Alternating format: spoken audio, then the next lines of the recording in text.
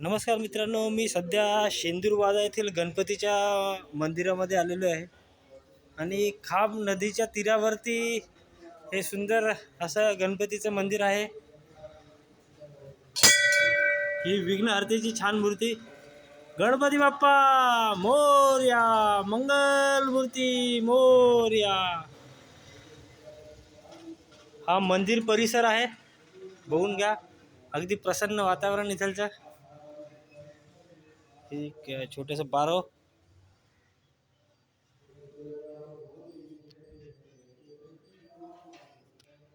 आणि खाम नदीच्या तीरावरचं हे छान गणपतीचं मंदिर आहे। तुम्ही शेंदूरवादा येथे आले तर नक्की दर्शनाला या गणपती महाराजाच्या।